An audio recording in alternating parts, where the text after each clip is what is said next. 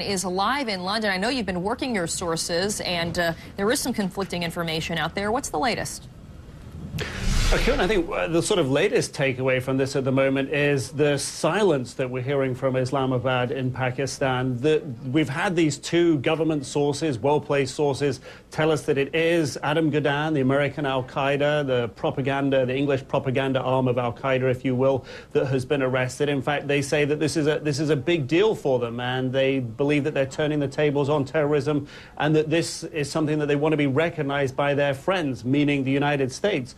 But the fact that there's silence today, daytime in Pakistan, and that we haven't heard any confirmation from U.S. officials, clearly throws doubt on it. And there's this confusion that maybe there is another American al-Qaeda with a similar name who was picked up in Karachi.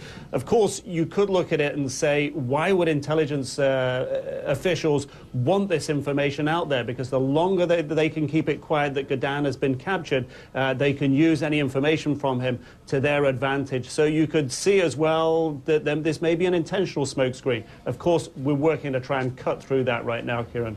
And as you mentioned, it's daytime there. You'd think that there would be more information coming out. Do you expect to hear something else today? I think it's reasonable to expect to get some sort of clarification. There are a number of Pakistani officials you would expect to comment on this, and I would expect to hear something more from one of them later in the day. But again, you know, when we've seen senior al-Qaeda people captured in the past, sometimes it's weeks, often months, before we get confirmation that they've been captured because they're such high value in intelligence terms. This may be happening this time. We just don't know right now.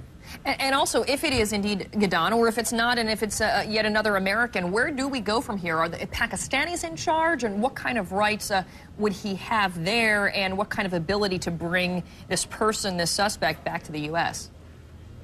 Well, you know, the Pakistanis have in the past been pretty good about handing over suspects like this, al-Qaeda figures, American al-Qaeda figures, back to U.S. custody. They're going to want to keep him for a while. They're going to want to question him for a while. But there would be a lot of pressure to hand him over to U.S. authorities so that he could be questioned.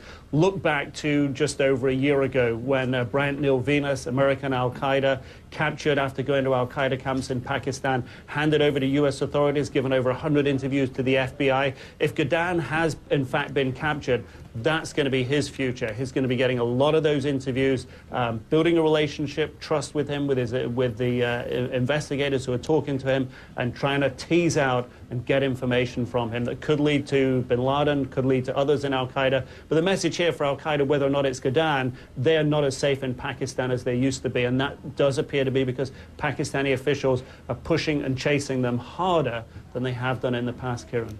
All right, Nick Robertson, working your sources today. We'll check in with you throughout the day on this. Thank you.